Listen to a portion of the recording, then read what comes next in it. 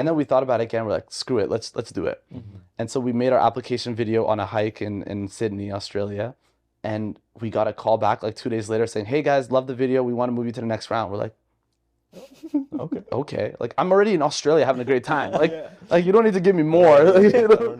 And then a couple days after that, we did that, and then we got moved to the next round, and then the next round, and then it was interviews, and now we're like, okay, we might get on the race. So we spent like so much time preparing for this interview. We're like, okay, just like I do preparing for any like sales call or something, I always prepare like what questions I think they're gonna ask me and what objections that I might get asked. And we were so ready, and we crushed the interview. And then they hit us up like a month later. I was in Vietnam, Anwar was in Bali, and we did like the Zoom call.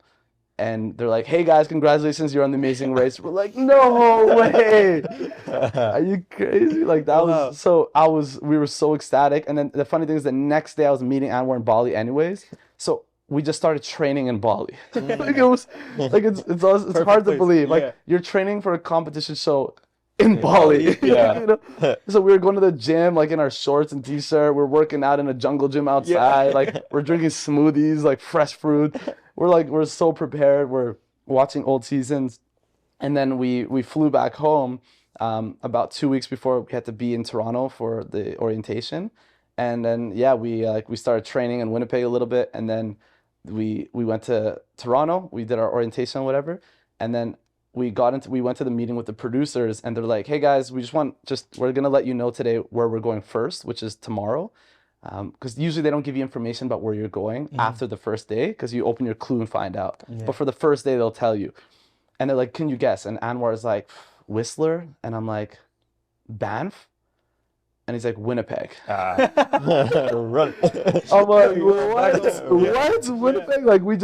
Like I arrived in Winnipeg, went to Toronto, then we're going back to Winnipeg. Like, that's it, back to Winnipeg. So we're like ecstatic, right? And we're pumped. We're like, well, we're going to crush it in Winnipeg, right? Yeah.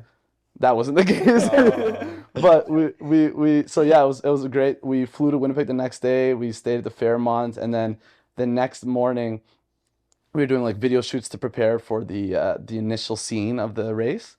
And we started, and I remember like there was a moment where John Montgomery was like, he had us all lined up, and he's like, all right guys, when I say go this time, it's go for real.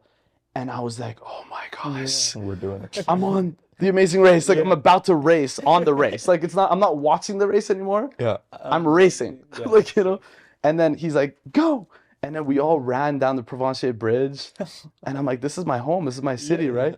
Of course, it was snowing in April, and then we basically went to the art gallery. We did a challenge there, but then we flew right out of Winnipeg after the first challenge. Nice. We went to the art gallery, we did one, and then we went to Calgary on a chartered plane, and then we just started racing, and it was like the time of my life, and it was so fun.